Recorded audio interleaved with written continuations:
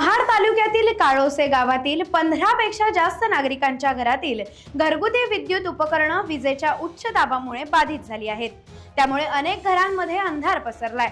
महावितरण खात्याच्या वीज वाहिनीवर असलेल्या यंत्रांमध्ये झालेल्या बिघाडामुळे नागरिकांचं लाखो रुपयाचं नुकसान झालंय।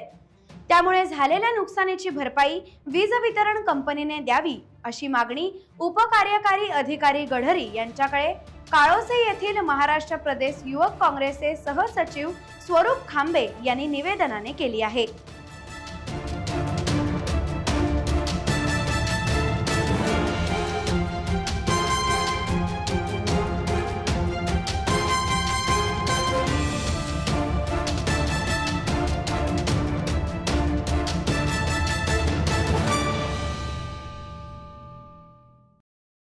टाइम्स डिजिटलला लाईक करा, सबस्क्राइब करा, शेअर करा आणि बेल आयकॉन दाबायला विसरू नका।